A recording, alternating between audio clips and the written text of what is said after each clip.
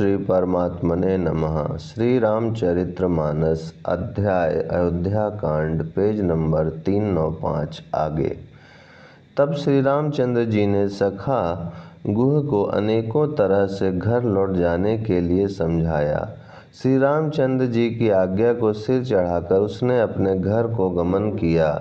फिर सीता जी, श्री राम जी और लक्ष्मण जी ने हाथ जोड़कर यमुना जी को पुनः प्रणाम किया और सूर्य कन्या यमुना जी की बड़ाई करते हुए सीता जी सहित दोनों भाई प्रसन्नतापूर्वक आगे चले। रास्ते में जाते हुए उन्हें अनेकों यात्री मिलते हैं। वे दोनों भाइयों को देखकर उनसे प्रेम पूर्वक कहते हैं कि तुम्हारे सब अंगों में राज चिन्ह देखकर हमारे हृदय में बड़ा सोच होता है। ऐसे राज चिन्हों के होते हुए भी तुम लोग रास्ते में पैदल ही चल रहे हो।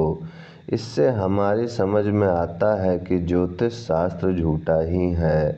भारी जंगल और बड़े बड़े पहाड़ों का दुर्गम रास्ता है। तिस पर तुम्हारे साथ सुकुमारी स्त्री है। हाथी और सिंहों से भरा यह भयानक वन देखा तक नहीं जाता। यदि आज्ञा हो तो हम साथ चलें। आप जहाँ तक जाएंगे वहाँ तक पहुँचाकर फिर आपको प्रणाम करके हम लौट आवेंगे। इस प्रकार वे यात्री प्रेमवश पुलकित शरीर हो और नेत्रों में प्रेम अश्रुओं का जल भरकर पूछते हैं, किंतु कृपा के समुद्र श्री रामचंद्र जी कोमल विनय युक्त वचन कहकर उन्हें लौटा देते हैं। जो गांव और पूर्वे रास्ते में बसे हैं, नागों और देवताओं के नगर उनको देखकर प्रसन्नता पूर्वक ईर्ष्या करते और ललचाते हुए कहते हैं कि किस पुण्यवान ने किस शुभ घड़ी में इनको बसाया था, जो आज ये इतने धन्य और पुण्यमय तथा परम सुंदर हो रहे हैं। जहाँ जहाँ श्री राम जी के चरण चले जाते हैं, उनके समान इंद्र की पूरी अमरावती भी नहीं है।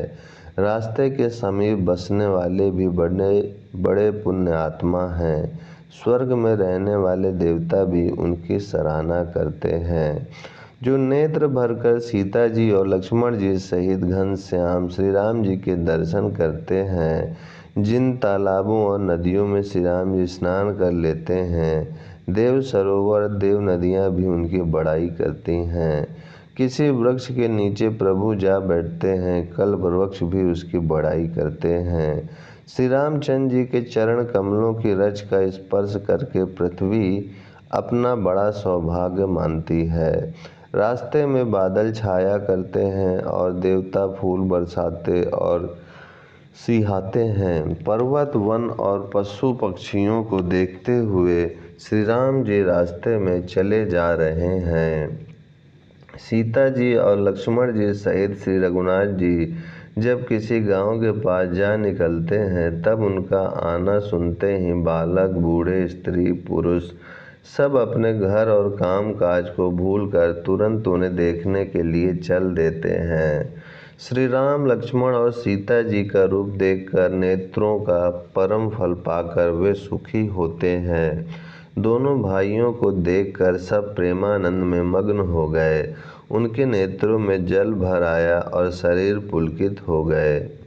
उनकी दशा वर्णन नहीं की जाती, मानो दरिद्रों ने चिंतामणि की ढेरी पाली हो। वे एक एक को पुकार कर सीख देते हैं कि इसी क्षण नेत्रों का लाभ ले लो। कोई श्री रामचंद्र जी को देखकर ऐसे अनुराग में भर गए हैं कि वे उन्हें देखते हुए उनके साथ लगे चले जा रहे हैं।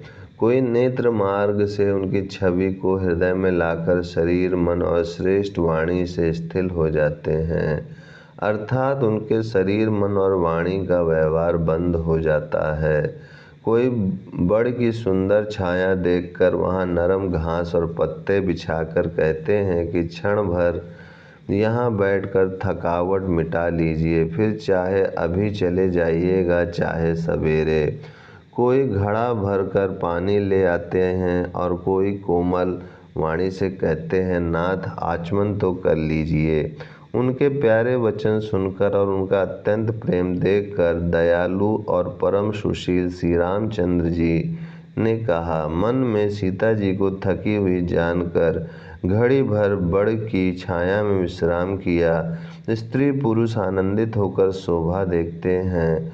अनुपम रूप ने उनके नेत्र और मन को लुभा लिया है। सब लोग टकटकी लगाए श्री राम जी के मुख चंद्र को चकोर की तरह तन्मय होकर देखते हुए चारों ओर सुशोभित हो रहे हैं।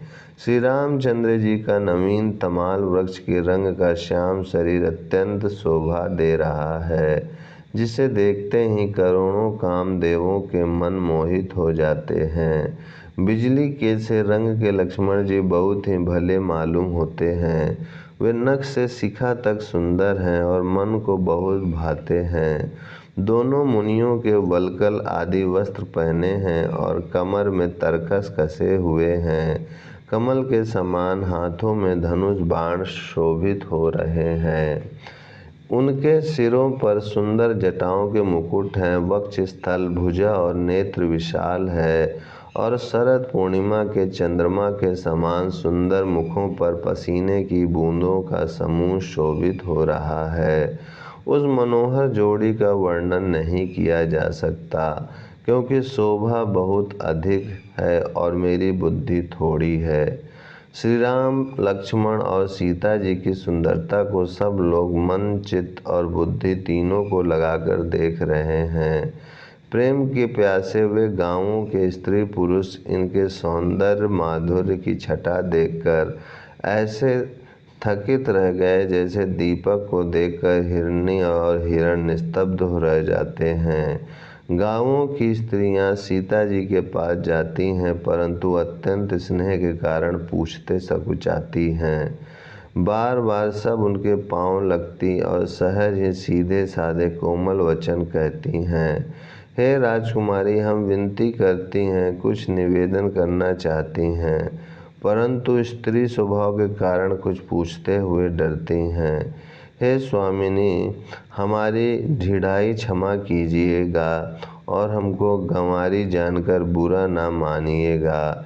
ये दोनों राजकुमार स्वभाव से ही परम सुंदर हैं। मरकत मणि, पन्ने और स्वर्ण की कांति इन्हीं से पाई है। अर्थात मरकत मणि और स्वर्ण में जो हरित और स्वर्ण वर्ण की आभा है, वह इनकी हरिताभ नील और स्वर्ण कांति के एक कण के बराबर भी नहीं है। श्याम और गौर वर्ण है, सुंदर किशोर अवस्था है। दोनों ही परम सुंदर और शोभा के धाम हैं। शरद पूर्णिमा के चंद्रमा के समान इनके मुख और शरद ऋतु के कमल के समान इनके नेत्र हैं। ओम शांति शांति शांति।